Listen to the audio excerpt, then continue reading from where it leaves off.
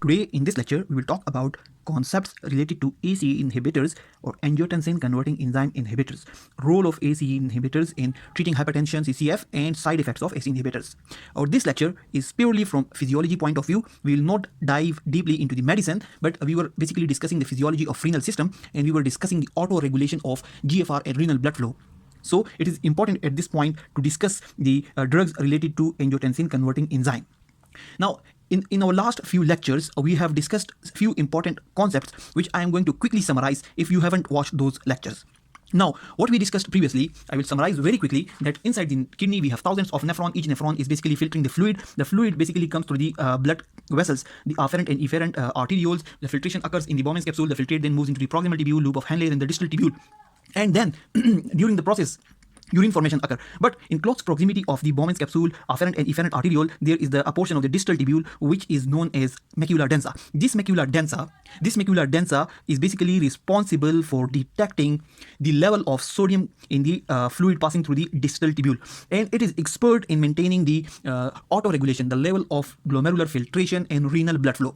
Now, we have already explained this thing that at this point, if we cut this area, we will get a picture like this one. Here we have the Bowman's capsule, here we have the glomerular capillaries, this is the afferent arteriole, here is the efferent arteriole, and here is the distal tubule. Now, this portion of the distal tubule is the macula densa, and the portion of the distal tubule connected with the afferent arteriole and efferent arteriole has some specialized cells, the juxtaglomerular cells or the JG cells. Now, we discussed that basically the macula densa, the juxtaglomerular cells, the resistance of the afferent and efferent arteriole, they play an important role in the auto-regulation of GFR and renal blood flow. Now, GFR is basically the filtration process.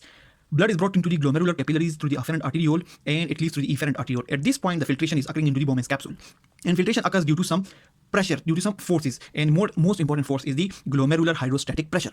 Now, the speed with which the blood is coming into the glomerular capillaries or the blood flow, and the speed with which filtration is occurring from the glomerular capillaries into the Bowman's capsule, that speed, that amount must be kept in narrow range, and that mechanism to keep the blood flow and the filtration process in a narrow range or near normal range is basically known as the auto-regulation of the glomerular filtration and the renal blood flow.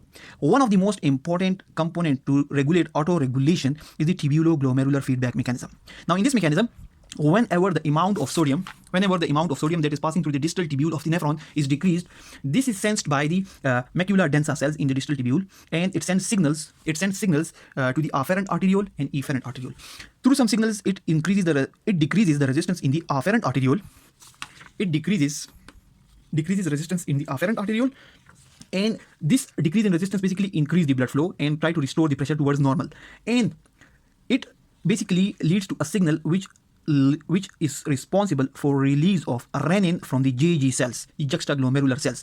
The renin then converts the angiotensinogen into angiotensin 2. Angiotensin 2 is basically responsible for constriction of the efferent arteriole. Constriction of the efferent arteriole or this region. And constriction of efferent arteriole is also responsible for increasing the GFR and increasing the filtration process.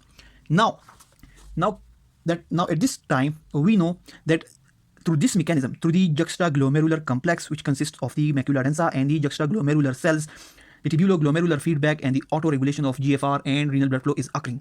And a key player in this phenomenon or this process is the release of renin from the JG cell.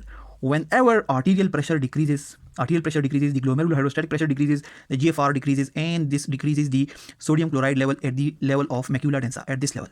Now, this macula densa will try to send some signals which will decrease resistance at the afferent arteriole, and it will send some signals which will release renin from juxtaglomerular cells. Now, the juxtaglomerular cells once release the renin, and it mostly is due to decreased arterial pressure, this renin will convert angiotensinogen into angiotensin 1. Angiotensin 1 then is converted into angiotensin 2, but the enzyme responsible for converting angiotensin 1 into angiotensin 2 is the angiotensin converting enzyme. Once angiotensin 2 is formed, it can lead to salt and water retention, and it can also lead to vasoconstriction, especially the vasoconstriction of the efferent arteriole. And this thing will most of the time reverse the arterial pressure or increase the arterial pressure.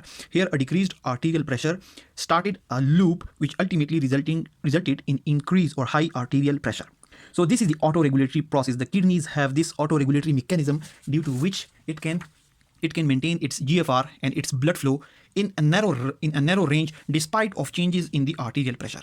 And this graph we have explained so many times in detail in our last few lectures. So the autoregulation is the maintenance of the GFR and renal blood flow in simple words. Now, coming to the ACE inhibitors. If ACE inhibitors are used, angiotensin converting enzyme inhibitors are used, they will basically block angiotensin converting enzyme.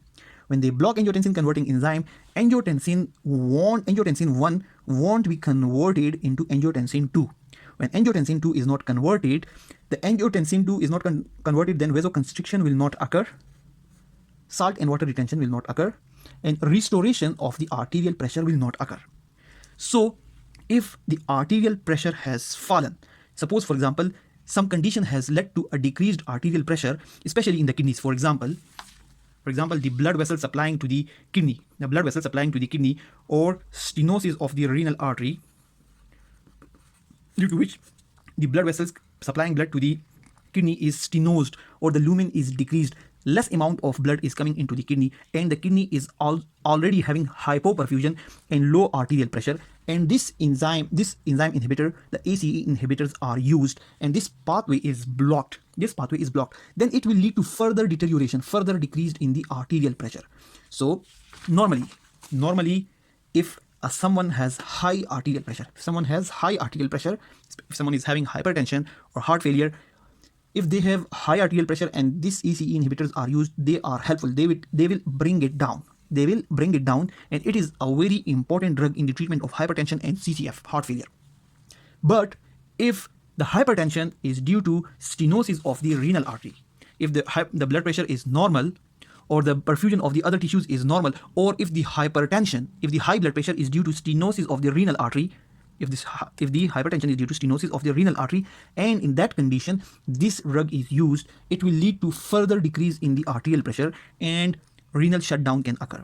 So normally these drugs are used in treating hypertension and heart failure, CCF for example.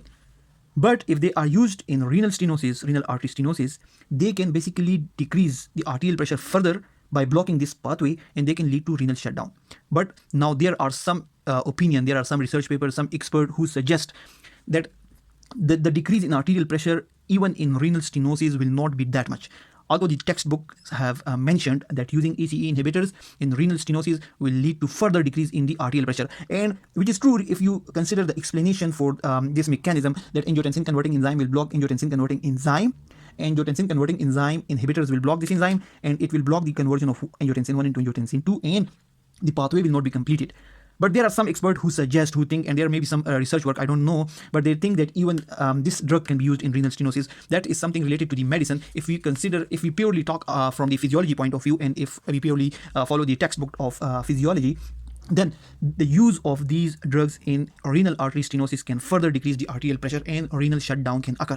But most of the time they are very good drugs. They are used in hypertension and heart failure, and they even are used in diabetic patients with proteinuria. So there are a lot of uses of these drugs, and they are very good category drugs. So that's all about the use and some side effects of ACE inhibitors. There are a lot of other uses and a lot of other side effects of these drugs, but we are not going to discuss those things in this lecture because they are related with pharmacology and medicine. Thanks a lot for watching the video.